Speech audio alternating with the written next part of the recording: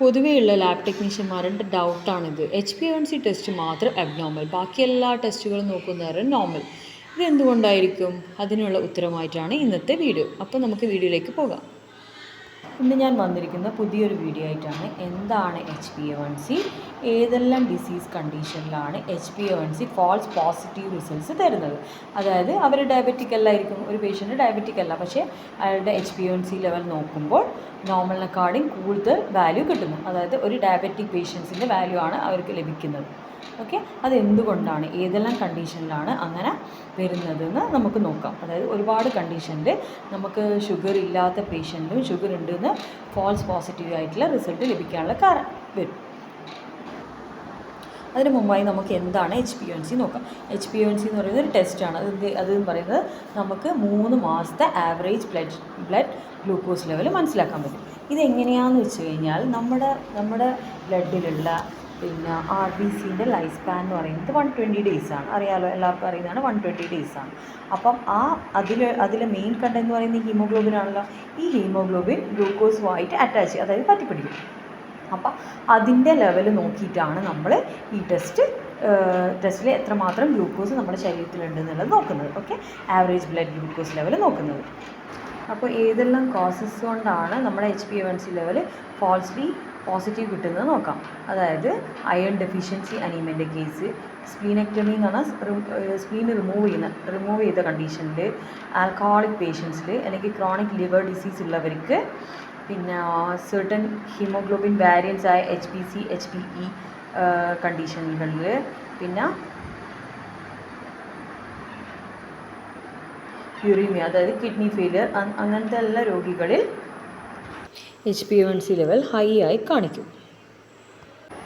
അപ്പോൾ ഈ രോഗങ്ങളുള്ളവർക്കെല്ലാം HbA1c level high ആയി കിട്ടും. അവർ ഷുഗർ പേഷ്യൻസ് ഒന്നുമല്ല, പക്ഷേ അവരുടെ HbA1c ലെവൽ നോക്കുമ്പോൾ ഹൈ റിസൾട്ട്സ് ആണ് ലഭിക്കുക. നമുക്ക് അയൺ ഡെഫിഷ്യൻസി അനീമിയയിൽ എന്തുകൊണ്ടാണ് HbA1c ലെവൽ ഹൈ കാണിക്കുന്നത് നോക്കാം.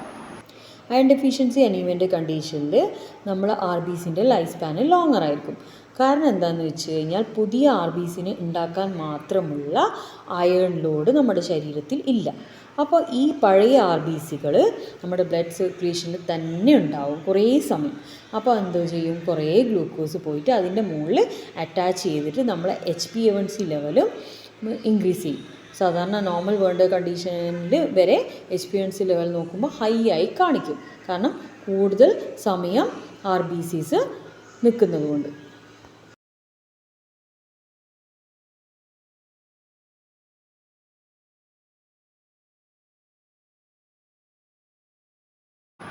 അപ്പോൾ അതുകൊണ്ട് തന്നെ ഗ്ലൂക്കോസ് നോർമലായ ഒരു പേഷ്യൻസിലും പിന്നെ HbA1c നോക്കുന്ന നേരം ഹൈ ആയി ലഭിക്കും, അതായത് ഡയബറ്റിക്കിൻ്റെ ലെവൽ കാണിക്കും. അയൺ ഡെഫിഷ്യൻസി അനീമിയൻ്റെ കേസിൽ പിന്നെ എന്ന് പറഞ്ഞാൽ വേറെ റീസൺ എന്ന് പറഞ്ഞാൽ നമ്മുടെ ഹീമോഗ്ലോബിൻ്റെ സ്ട്രക്ചർ തന്നെ അത് മാറ്റിക്കളയും. അയൺ ഡെഫിഷ്യൻസി അനീമിയൻ്റെ കേസിൽ ഹീമോഗ്ലോബിൻ്റെ സ്ട്രക്ചറിന് മാറ്റം വരുന്നത് കൊണ്ട് തന്നെ കൂടുതൽ ഗ്ലൈക്കേഷൻ ഉള്ള ചാൻസും കൂടും. കൂടുതൽ ഗ്ലൈക്കേഷൻ നടന്നു കഴിഞ്ഞാൽ നമ്മളെ ഫാൾസ്ലി പോസിറ്റീവായിട്ടുള്ള HbA1c റിസൾട്ട്സും ഹയർ ആയിട്ട് ലഭിക്കും. ഓക്കെ,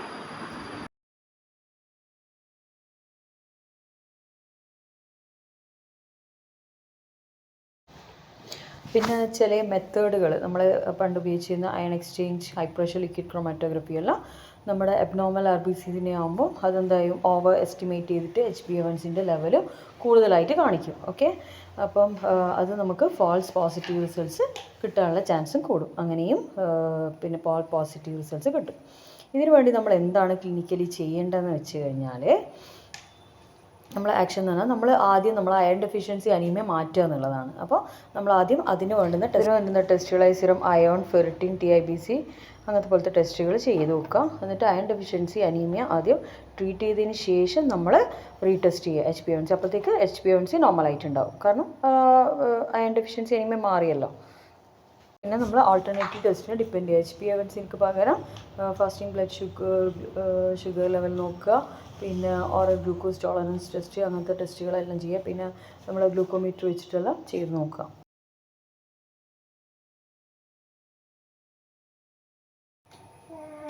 അപ്പോൾ അയൺ ഡെഫിഷ്യൻസി അനീമിയ ഉള്ള പേഷ്യൻസുകൾ HbA1c ലെവൽ 6.5 അതിലധികമോ കാണിക്കും.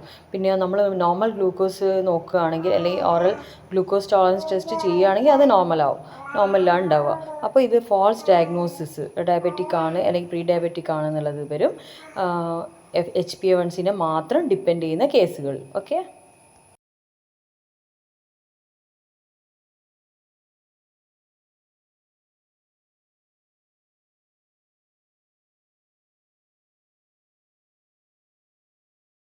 അയൺ തെറാപ്പി ചെയ്യുമ്പോൾ ആവശ്യത്തിനുള്ള അയൺ കിട്ടുമല്ലോ. ആവശ്യത്തിനുള്ള അയൺ കിട്ടുന്നവരെ RBCൻ്റെ പ്രൊഡക്ഷൻ ഇൻക്രീസ് ആവും.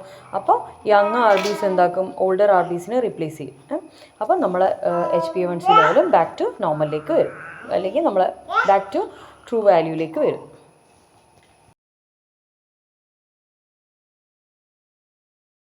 ഇനി നമുക്ക് അടുത്ത കേസ് എന്ന് പറഞ്ഞാൽ സ്പ്ലീനെക്ടമി. സ്പ്ലീനെക്ടമി എന്ന് പറഞ്ഞാൽ എന്താണ്? റിമൂവ് ചെയ്യുക. സ്പ്ലീൻ റിമൂവ് ചെയ്ത കണ്ടീഷനിൽ എങ്ങനെയാണ് HbA1c ലെവൽ ഹൈ കിട്ടുന്നതെന്ന് നോക്കാം.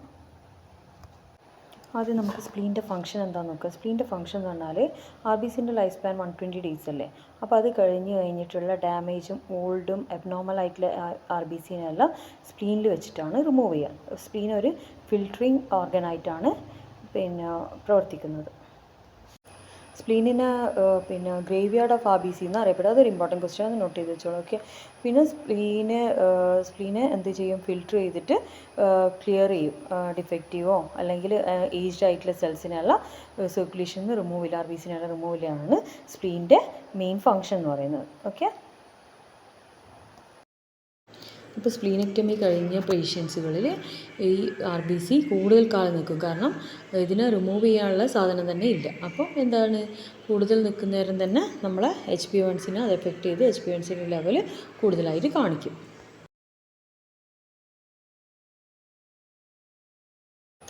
RBC കൂടുതലായിട്ട് സർക്കുലേഷനിലുള്ളത് കൊണ്ട് തന്നെ, കൂടുതൽ സമയം നിൽക്കുന്നതുകൊണ്ട് തന്നെ ഗ്ലൂക്കോസൈറ്റിലെ ഗ്ലൈക്കേഷൻ പ്രോസസ്സും കൂടും. അപ്പോൾ ഇങ്ങനത്തെ പ്രോസസ്സ് കൂടുന്നേരം എന്താ ഉണ്ടാവുക, HbA1cൻ്റെ ലെവൽ ഹയർ ആയിട്ട് കാണിക്കും.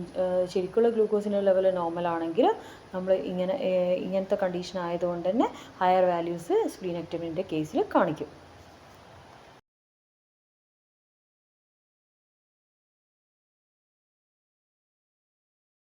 സ്പ്ലീൻ റിമൂവ് ചെയ്തുകൊണ്ട് തന്നെ മൈൽഡ് ആയിട്ടുള്ള അബ്നോർമൽ RBCs നമ്മൾ സർക്കുലേഷനിൽ എത്തുന്നുണ്ട്.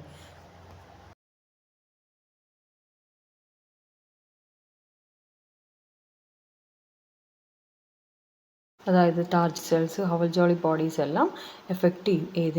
നമ്മളെ HbA1c റിസൾട്ട്സിനെ എഫക്റ്റ് ചെയ്തിട്ട് ഇൻക്രീസ് റിസൾട്ട്സ് കിട്ടാനുള്ള സാധ്യതയുണ്ട്. ഓക്കെ. അതേപോലെ തന്നെ ക്രോണിക് ഹീമോലിറ്റിക് ഡിസോർഡേഴ്സായ ഹെറിഡിറ്ററി സ്പിറോസൈറ്റോസിസ്, താലസീമിയ പോലുള്ള കണ്ടീഷനിൽ സ്പ്ലീനെക്ടമിക്ക് ശേഷം നമുക്ക് കിട്ടുന്ന HbA1c റിസൾട്ട്സിൽ കൂടുതൽ കോംപ്ലിക്കേഷൻസ് ഉണ്ടാവാനുള്ള ചാൻസ് ഉണ്ട്. ഇതിനെല്ലാം ഓൾട്ടർനേറ്റീവ് ആയിട്ടുള്ള വേറൊരു മാർക്കറുണ്ട്, ഫ്രക്ടോസമീൻ എന്ന് പറയുന്നത്. അത് ഉപയോഗിച്ച് ടെസ്റ്റ് ചെയ്യുകയാണെങ്കിൽ നമുക്ക് ഈ സ്പ്ലീനെക്ടമി കഴിഞ്ഞ പേഷ്യൻസിനെ, അല്ലെങ്കിൽ ഹീമോലിറ്റിക് അനീമിയ ഉള്ള പേഷ്യൻസ്, അല്ലെങ്കിൽ ബ്ലഡ് ട്രാൻസ്ഫ്യൂഷൻ കഴിഞ്ഞ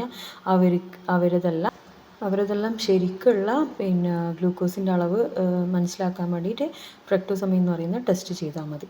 അത് 2 to 3 വീക്സിലുള്ള ഗ്ലൂക്കോസിൻ്റെ അളവ് മനസ്സിലാക്കാൻ പറ്റും. അത് RBCൻ്റെ ലൈഫ് സ്പാനിനൊന്നും എഫക്റ്റ് ചെയ്യുകയില്ല. ഫ്രക്ടോസമീൻ ടെസ്റ്റ് ആയിരിക്കും HbA1cനെ കാട്ടിയും നല്ലത് സ്പ്ലീനെക്ടമി പേഷ്യൻ്റെ കേസിലും ഹീമോലിറ്റിക് അനീമിയൻ്റെ കേസിലും ബ്ലഡ് ട്രാൻസ്ഫ്യൂഷൻ നടന്ന അവരുടെ കണ്ടീഷനിലെല്ലാം നമുക്ക് നല്ലത് ഫ്രക്ടോസമീൻ ടെസ്റ്റ് ചെയ്യുന്നതാണ് HbA1cക്ക് പകരം. ഇനി നമുക്ക് ആൽക്കഹോളിക് പേഷ്യൻ്റെ കേസിലാണെങ്കിൽ നമുക്ക് ഒന്നുകിൽ ഹൈ വാല്യൂസ് കിട്ടാം, അല്ലെങ്കിൽ ഫാൾസ്ലി ലോ വാല്യൂസ് കിട്ടാം. അധിക കേസിലെന്ന് പറഞ്ഞാൽ ക്രോണിക് ആൽക്കഹോളിസത്തിനുള്ള കേസിലാണെങ്കിൽ HbA1c ലെവൽ ഹൈ തന്നെയാണ് ഉണ്ടാവുക.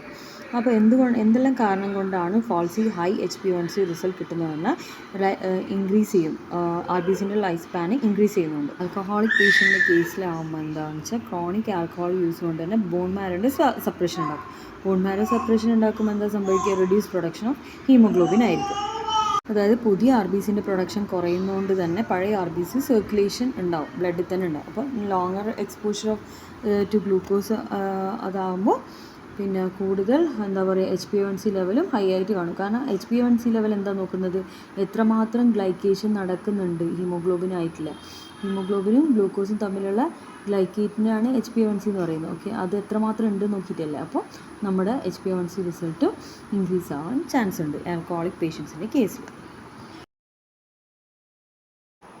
അടുത്ത കോസ് എന്ന് പറയുന്നത് ആൽക്കഹോൾ എന്ത് ചെയ്യും, നമ്മുടെ ബോഡിയിൽ ഓക്സിഡേറ്റീവ് സ്ട്രെസ്സ് കൂട്ടും. ഓക്സിഡേറ്റീവ് സ്ട്രെസ്സ് കൂടുമ്പോൾ എന്താ സംഭവിക്കുന്നതെന്ന് ഹീമോഗ്ലോബിൻ്റെ സ്ട്രക്ചറിൽ മാറ്റം വരും. ഹീമോഗ്ലോബിൻ്റെ സ്ട്രക്ചറും മോഡിഫൈ ആയതുകൊണ്ട് തന്നെ കൂടുതൽ ഗൈക്കേഷൻ നടക്കാനുള്ള ചാൻസസ് കിട്ടും. അപ്പോൾ leading to high HbA1c level. Alcoholism പിന്നെ ഗ്ലൂക്കോസ് മെറ്റബോളിസത്തിനെ എഫക്റ്റ് ചെയ്യും. ഫാസ്റ്റിങ്ങിൻ്റെ കണ്ടീഷനിലാണെങ്കിൽ അവർക്ക് ഹൈപ്പോഗ്ലൈസീമിയ ഉണ്ടാക്കും. പിന്നെ പ്രോസ്പാൻഡിലാണെങ്കിൽ അവർക്ക് ഹൈപ്പോഗ്ലൈസീമിയ ഉണ്ട്. ഇങ്ങനെ ഫ്ലക്ച്വേറ്റിംഗ് ചെയ്യും ഗ്ലൂക്കോസിൻ്റെ ലെവൽ. പക്ഷേ ഈ ഫ്ലക്ച്വേഷൻസ് ഒന്നും ഒരിക്കലും പിന്നെ നമുക്ക് HbA1c നോക്കുമ്പോൾ എപ്പോഴും ഹൈ ആയിട്ട് തന്നെ ഉണ്ടാവുക. ഈ ഫ്ലക്ച്വേഷൻസ് ഒന്നും അവരുടെ ആവറേജ് ഗ്ലൂക്കോസ് ലെവലിന് മാറ്റം വരുത്തുന്നില്ല. അപ്പോൾ HbA1c ലെവൽ കൂടുതലായിട്ട് തന്നെ ആയിരിക്കും ഈ പേഷ്യൻസിൽ കാണാം, അതായത് ആൽക്കഹോളിക് പേഷ്യൻസ്. ഓക്കെ, പിന്നെ ഈ ആൽക്കഹോളിസം പിന്നെ ചില ടെസ്റ്റ് മെത്തേഡിനെ എഫക്റ്റ് ചെയ്തിട്ട് HbA1c ലെവൽ ഹൈ കാണിക്കും. ചില റെയർ കേസസിൽ എന്ന് പറഞ്ഞാൽ ആൽക്കഹോളിക് മെറ്റബോളിസത്തിൻ്റെ ഒരു ബൈ പ്രോഡക്റ്റാണ് എസറ്റാൽഡിഹൈഡ്. അതെന്ത് ചെയ്യും, ഹീമോഗ്ലോബിനായിട്ട് ബൈൻഡ് ചെയ്തിട്ട് മിമിക്കിങ് ചെയ്യും, ഗ്ലൈക്കേഷൻ മിമിക് ചെയ്യും. അപ്പോൾ നമുക്ക് ആർട്ടിഫിഷ്യലി ഹൈ HbA1c വാല്യൂസ് കിട്ടും. നമുക്കൊരു എക്സാമ്പിൾ നോക്കാം. ഒരു chronic alcoholic patient present with HbA1c 7.2%. Fasting glucose 85 mg/dl, അത് normal. Random glucose 100 to 110 mg/dl, അത് normal oral glucose tolerance test. ഇങ്ങനെ ഒരു മിസ്മാച്ചാണ് വന്നിരിക്കുന്നത് 7.2. അപ്പം 7.2 എന്ന് പറഞ്ഞാൽ എന്താ, ഹയർ ലെവലിലാണ് വന്നിട്ടില്ല, ബാക്കിയെല്ലാം നോർമൽ. ഇത് എന്തുകൊണ്ടാണെന്ന് വെച്ചാൽ ആൽക്കഹോൾ ചെറിയ ചേഞ്ചസ് വരുത്തിയിട്ടുണ്ട് RBCയിൽ. പിന്നെ RBCൻ്റെ മെറ്റബോളിസത്തിലും ചേഞ്ചസ് വരുത്തിയോണ്ടാണ് ഇങ്ങനെയുള്ള മിസ്മാച്ച് റിസൾട്ട്സ് കിട്ടുന്നത്. ഓക്കെ, ഇതൊരു എക്സാമ്പിളായിട്ട് പറയാം.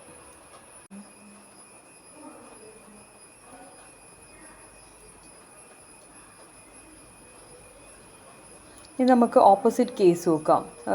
ഇതിപ്പോൾ HbA1c ലെവൽ കൂടുന്ന പോലെ തന്നെ കുറയ്ക്കുകയും ചെയ്യും ആൽക്കഹോൾ പേഷ്യൻസിൽ. അതായത് ഇൻ അഡ്വാൻസ് ലിവർ ഡിസീസ് അല്ലെങ്കിൽ ആൽക്കഹോൾ റിലേറ്റഡ് ഹീമോലിസിസ് ആകുമ്പോൾ RBCൻ്റെ ലൈഫ് സ്പാൻ ഷോർട്ടൻ ചെയ്യും. RBCൻ്റെ ലൈഫ് സ്പാൻ ഷോർട്ടൻ ചെയ്യുമ്പോൾ എന്താ സംഭവിക്കുന്നത്, പിന്നെ ഗ്ലൈക്കേഷൻ കുറയും നേരം HbA1cൻ്റെ ലെവലും കുറയും. അങ്ങനത്തെയും കേസുണ്ട് ആൽക്കഹോളിക് പേഷ്യൻസിൻ്റെ കണ്ടീഷനിൽ. ഓക്കെ, അതായത് ആൽക്കഹോളിസം രണ്ട് കണ്ടീഷൻസ് ഉണ്ടാക്കും. ഒന്നെങ്കിൽ HbA1c കൂട്ടുകയും ചെയ്യും, ഒന്നെങ്കിൽ HbA1c കുറഞ്ഞിട്ടും കാണിക്കും, depending upon the liver function, nutritional status and bone marrow suppression.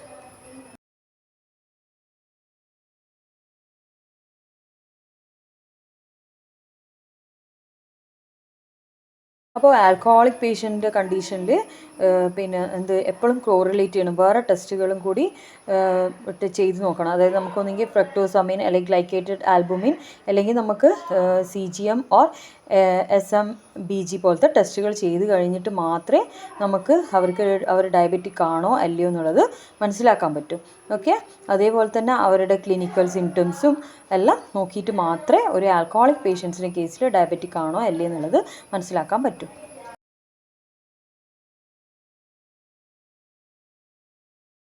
ഇനി നമുക്ക് ഹീമോഗ്ലോബിൻ വേരിയൻസിൻ്റെ കേസിൽ നോക്കാം. അതായത് ഹീമോഗ്ലോബിൻ വേരിയൻസ് എന്ന് പറഞ്ഞാൽ ജനറ്റിക് മ്യൂട്ടേഷൻ സംഭവിച്ച ആൽഫ ഓർ ബീറ്റ ഗ്ലോബിൻ ചെയിനിൽ മ്യൂട്ടേഷൻ സംഭവിച്ചു കഴിഞ്ഞാൽ ഉണ്ടാകുന്ന ഹീമോഗ്ലോബിനുകളെ കൊണ്ട് എങ്ങനെയാണ് HbA1c ലെവൽ കൂടുന്നത് നോക്കാം.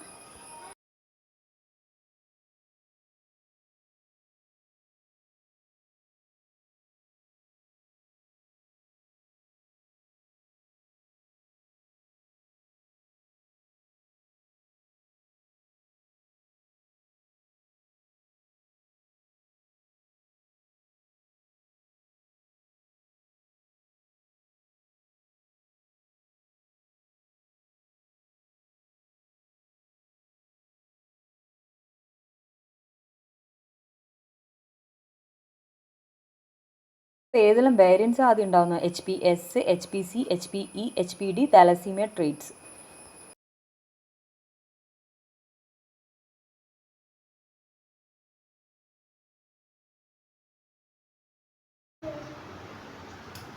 എങ്ങനെയാണ് haemoglobin variance falsely high HbA1c level തരുന്നത് നോക്കാം.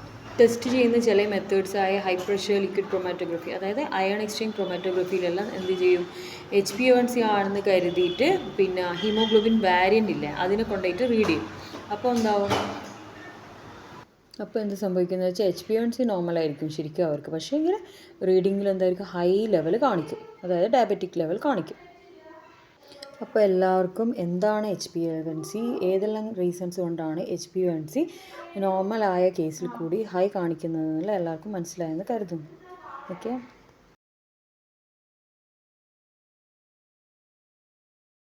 അപ്പോൾ എല്ലാവർക്കും HbA1c എന്തുകൊണ്ടാണ് കൂടുന്നത് എന്നുള്ളത് മനസ്സിലായെന്ന് കരുതുന്നു.